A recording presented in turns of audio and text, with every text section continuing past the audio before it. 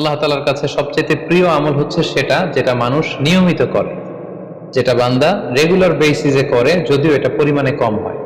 So আপনি পরিমাণে যদি কমও করেন, সেটা যদি পুরো রমাদান মাস ব্যাপী একই ধারাবাহিকতায় আপনি ইবাদত করেন, তেলাওয়াত করেন, তাহাজ্জুদ পড়েন, জিকির আজকার করেন, সাদাকা করেন, দান করেন, এটার যদি একটা ধারাবাহিকতা থাকে, সেই ইবাদতটা আল্লাহ তাআলার কাছে বেশি প্রিয়। তাই প্ল্যানের ক্ষেত্রে আমার সর্বপ্রথম পরামর্শ হচ্ছে অল্প প্ল্যান করুন, স্বল্প পরিসরে প্ল্যান করুন, হাতে গোনা অল্প কয়েকটি বিষয়ের ব্যাপারে আপনি কনসার্ন হন এবং যতটুকু প্ল্যান করেছেন ততটুকু নিয়মিত বাস্তবায়ন করুন।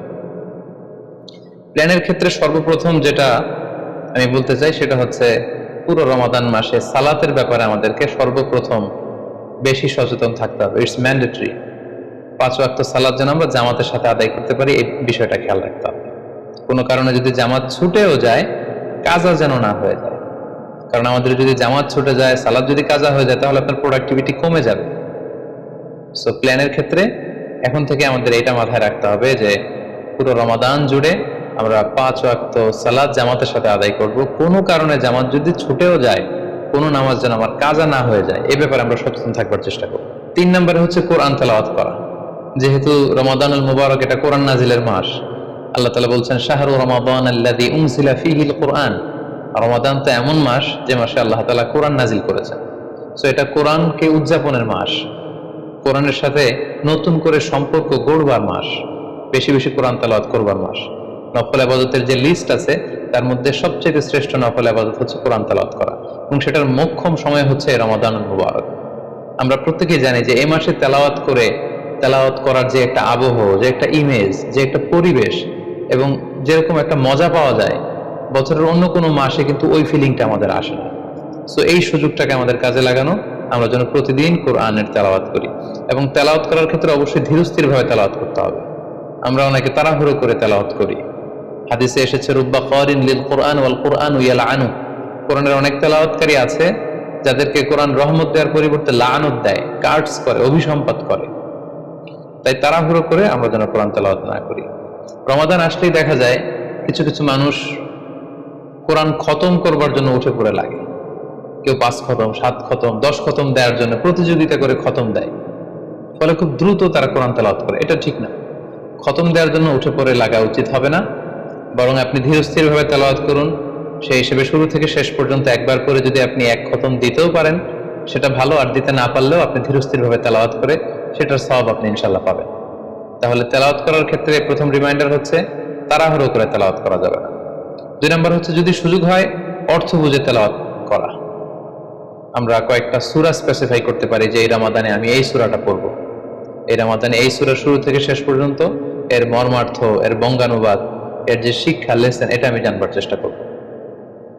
সম্মানিত দিনী ভাই এবং বোনেরা, কোরআন হচ্ছে এমন একটি কিতাব, যারাই এই কোরআনের সাথে সম্পর্ক জুড়ে দিয়েছে, যারাই এই কোরআনকে হৃদয়ে ধারণ করেছে, তারাই সম্মানিত হয়েছে। একটু খেয়াল করে দেখুন, সাইয়েদনা জিবরিল আলাইহিস সালাম উনি কোরআন নিয়ে আসমান থেকে পৃথিবীতে নেমেছিলেন। কোরআনকে নিয়ে আসার কারণে উনি হয়েছেন শ্রেষ্ঠ ফেরেশতা। আল্লাহ রাসূল সাল্লাল্লাহু আলাইহি ওয়াসাল্লামের উপর কোরআন নাজিল হয়েছিল, তাই তিনি হয়েছেন শ্রেষ্ঠ রাসূল।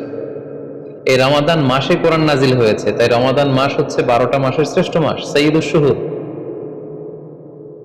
কদরের রাতে এই কোরআন নাজিল হয়েছিল, তাই কদরের রাত হচ্ছে পৃথিবীর শ্রেষ্ঠ রাত। আমরা উম্মতে মুহাম্মাদি, আমাদের উপর কোরআন নাজিল হয়েছে, তাই আমরা হচ্ছে খায়রু উম্মাহ, শ্রেষ্ঠ জাতি। আমাদের মধ্য থেকেও যারা কোরআনের সাথে অ্যাটাচমেন্টকে বাড়াবে, কোরআনকে যারা ধারণ করবে, তারা হবে পৃথিবীর শ্রেষ্ঠতম মানুষ। তাই আসুন কোরআন উদযাপনের মাসে আমরা যেন বেশি বেশি কোরআনের সাথে সম্পর্ককে নতুন করে আবার নবায়ন করি।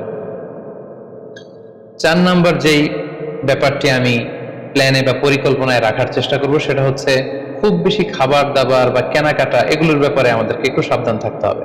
আমরা অনেকে মনে করে থেকে রমাদান মানেই মুখরোচক ইফতারি, ইফতার পার্টিতে জয়েন করা, উদর পূর্তি করে সাহারি খাওয়া, শপিং করা এবং কেনাকাটায় ব্যস্ত থাকা। আসলে ব্যাপারটি এমন নয়, কারণ আমরা জানতে পেরেছি যে এটা হচ্ছে বরকতের মাস, এটা অফারের মাস। নফল ইবাদতে ফরজের সমান সওয়াব, ফরজ করলে 700 গুণ সওয়াব, নফল উমরা করলে হজের সমান সওয়াব। সো এটা হচ্ছে মৌসুমুল ইবাদা, ইবাদতের মৌসুম। সো আমাদের যদি শপিং করা লাগে, আমাদের যদি কোনো প্রোগ্রামে অংশগ্রহণ করা লাগে, সেটা যেন আমাদের ফোকাস না হয়। কেনাকাটা, শপিং করা, এটা যেন আমাদের ফোকাস না হয়। ভুরি ভোজ করা, আমাদের বাসায় মা বোনরা যারা আছে তাদেরকে হরেক রকম আইটেমের বায়না ধরে সারাদিন তাদেরকে ব্যস্ত রাখা, আবাদত থেকে তাদেরকে দূরে রাখা, এই কালচারগুলো থেকে আমাদেরকে দূরে থাকতে হবে। আমরা যখন রমাদান কেন্দ্রিক প্ল্যান করতে বসবো, আমরা যেন এটা ভাবি যে এই রমজানে একটু একটু করে আমি নিজেকে পরিবর্তন করতে চাই। ভুরিভোজ করা, ইফতার পার্টিতে বেশি বেশি যাওয়ার জন্য প্ল্যান করা, তারপর কেনাকাটা, শপিং, ঈদের শপিং এর জন্য সময় নষ্ট করা, এটা যেন আমাদের মূল ফোকাস না হয়। আমাদের মূল ফোকাস যেন হয় এটা ইবাদতের মাস, বেশি বেশি ইবাদত করে যেন আমরা আল্লাহর সন্তুষ্টি অর্জন করতে পারি। প্ল্যানের ক্ষেত্রে 5 নাম্বার যে পয়েন্টটি আমি বলবো সেটি হচ্ছে ইফতারির পূর্ব মুহূর্তে দোয়া করুন। এটি ভুলে যাওয়া যাবে না। প্রতিদিন ইফতারিকে সামনে নিয়ে আমরা দোয়া করব, কারণ হাদিসে এসেছে সালাসু দাওয়াতিন মুস্তাজাব, 3 ব্যক্তির দোয়া আল্লাহ তাআলার কাছে কবুল হয়ে যায়। এই দোয়া আল্লাহ কখনো ফিরিয়ে দেন না। এর মধ্যে একটা দোয়া হচ্ছে দাওয়াতুস সাইম, রোজাদারের দোয়া আল্লাহ কখনো ফিরিয়ে দেন না। দাওয়াতুস সাইমি মাকবুলা, এটা আল্লাহর কাছে কবুল হয়ে যায়। ঠিক ওই মুহূর্তটাতে আল্লাহ তাআলার সফট কর্নার খুব বেশি গ্রো করে, আল্লাহর রহমতের দরিয়ার মধ্যে একটা অভাবনীয় জোশ পড়ে যায়।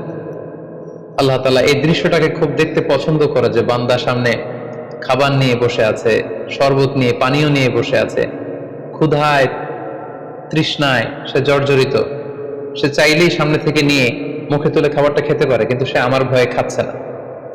তখন আল্লাহ তাআলা এই দৃশ্যটা দেখতে বড্ড পছন্দ করেন। ঠিক এই মুহূর্তে আপনি যখন বুদ্ধি করে আল্লাহ তাআলার কাছে চাইতে শুরু করবেন, কায়মনো বাক্যে চোখের পানি ছেড়ে, আপনি চাইতে দেরি হবে, এই দোয়া আল্লাহ তাআলার কাছে কবুল হতে দেরি হবে। তাই এই ভুলটি যেন আমরা না করি, এই বরকত যেন আমরা মিস না করি। প্রতিদিন খেয়াল করে, সম্মানিত দিনী ভাই এবং বোনেরা, খেয়াল করে ইফতারের পূর্ব মুহূর্তে দোয়া করুন। আপনার কি চাহিদা, আকুতি মিনতি আল্লাহর কাছে আছে, আপনি পেশ করুন।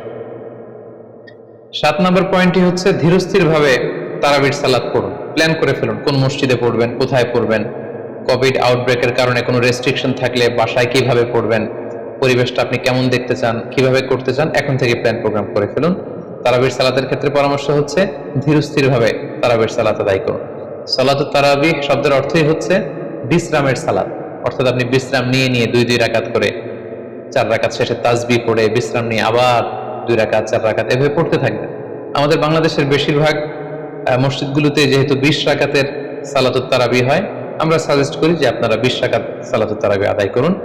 অসুস্থতাজনিত কোনো কারণে কারো যদি কম পড়তে হয় সেটা ভিন্ন ব্যাপার, তবে আমরা 20 রাকাতের কথাই সবাইকে সাজেস্ট করে থাকি, যেহেতু এটা ইবাদতের মাস, যত বেশি ইবাদত করা যায় ততই এটা কল্যাণকর। তো সেক্ষেত্রে রাকাত বিতর্ক আপনাদেরকে এড়িয়ে চলা উচিত। রমাদান আসলে আমাদের মধ্যে এই শয়তান এই বিষয়টাকে উস্কে দেয় যে তারাবির সালাতকে 8 রাকাত না 20 রাকাত নাকি 12 রাকাত। সো তারাবির সালাত ধীরস্থির ভাবে আদায় করুন, রাকাত বিতর্ক এড়িয়ে চলুন। এটা হচ্ছে একটা বড় ফিতনা। কত রাকাত আপনি পড়বেন আপনার সাধ্য অনুযায়ী আপনি পড়ুন। আমরা 20 রাকাতের কথা সাজেস্ট করি, তবে রাকাত বিতর্কে জড়ানো আমাদের কখনোই উচিত হবে না। 8 নাম্বার যে পয়েন্টের কথা বলবো সেটি হচ্ছে শেষ রাতে তাহাজ্জুদের সালাত আদায় করা। বছরের অন্য সময়গুলোতে রাত 4টার দিকে উঠে আসলে অনেকের পক্ষেই তাহাজ্জুদের সালাত আদায় করা সম্ভব হয়ে ওঠে না।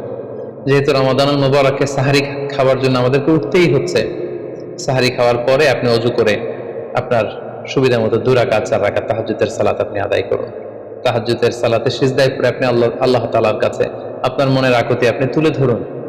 এই মুহূর্তটাতে, তাহাজ্জুদের এই সময়টাতে আল্লাহ তাআলা প্রথম আকাশে মনোনিবেশ করে তিনি ডাকতে থাকেন, কার কি লাগবে, কার খাবারের দরকার আমার কাছে চাও, আমি খাবারের ব্যবস্থা করে দেব, কার রিজিকের দরকার রিজিকের ব্যবস্থা করে দেব, কার সফলতা দরকার, আমি আল্লাহ তাআলা সফলতা দেওয়ার মালিক, আমি সফলতার ব্যবস্থা করে দেব। যে মুহূর্তটুকুতে বা যে সময়ে আল্লাহ তাআলা আমাদেরকে দেওয়ার জন্য তিনি আমাদেরকে ডাকছেন, আমাদেরকে দেওয়ার জন্য তিনি বসে আছেন, প্রস্তুত, আহ্বান করছেন, কিন্তু আমরা সেই আহ্বানে সাড়া দিচ্ছি না। তাই রমাদানুল মুবারকে তাহাজ্জুদের সালাতের অভ্যাস করার একটা সুবর্ণ সুযোগ কিন্তু আমাদের আসছে। যেহেতু সাহারি খেতে আমরা উঠবই, উঠে আমরা তাহাজ্জুদের সালাত আদায় করে নিই। 9 নম্বর যে পয়েন্টটি উল্লেখ করতে চাই সেটি হচ্ছে সোশ্যাল মিডিয়ার নিয়ন্ত্রিত ব্যবহার বা পরিমিত ব্যবহার।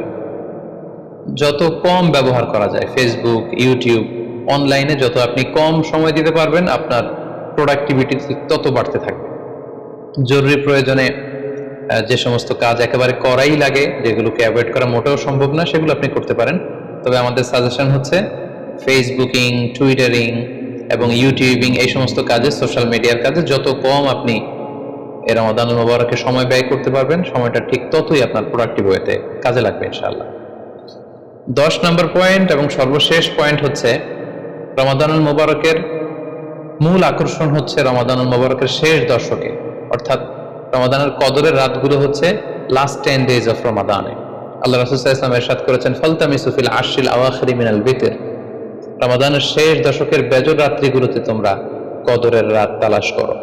তাই আপনারা যখন প্ল্যান করতে বসবেন, এখনই ক্যালেন্ডার সামনে নিয়ে রমজানের শেষ দশক কত তারিখ থেকে কত তারিখ পরে প্ল্যান করে নিন, এবং অড নাইটগুলো, বেজর রাত্রিগুলো কোন কোন রাত্রিগুলো হতে পারে এখনই প্ল্যান করে নিন। যত ধরনের ব্যস্ততা, যত ধরনের ঝামেলা, যত ধরনের দায়িত্ব, এই কাজগুলোকে আপনি আগে পরে সেরে নেবেন, কিন্তু এই 10 দিনের স্পেশাল টাইমটাকে আমাদের ইবাদতের জন্য রাখা উচিত।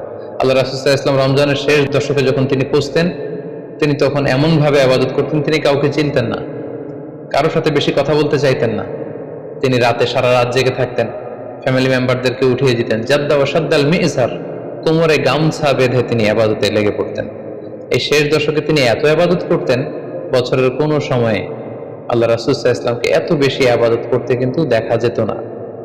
তাই এই শেষ দশকের বেজর রাত্রিগুলো যেন আমরা মিস না করি, এবং শুধু 27 রমজানে আমরা কদর হিসেবে পালন করব, ব্যাপারটা যেন এমন না হয়ে যায়। কারণ যদি কোনো কারণে কদর মিস হয়ে যায়, এটা হচ্ছে খায়রুম মিন আলফি শাহর, 1000 মাসের চেয়েও সেরা। ওই এক রাতের ইবাদত হচ্ছে 1000 মাসের ইবাদতের সমান। এবং আল্লাহর হাবিব সাল্লাল্লাহু আলাইহি ওয়াসাল্লাম বলেছেন, মান হুরিমা খায়রাহা ফাকাদ হুরিম, যে কদরের রাতের বরকত থেকে বঞ্চিত হলো, হি ইজ দ্য লুজার। এই বরকতের মাসে নিশ্চয়ই আমরা কেউই লুজার হতে চাই না, আমরা সবাই গেইনার হতে চাই। সো আমরা যদি গেইনার হতে চাই, রমাদানের সর্বোচ্চ বরকতটুকু যদি আমরা হাসিল করতে চাই, লাস্ট 10 days অফ রমাদান, রমজানের শেষ দশকের বেজর রাত্রিগুলো যেন আমরা খুবই আন্তরিকতার সাথে সিনসিয়ারলি ইবাদত করে কদরের বরকত হাসিল করবার চেষ্টা করি।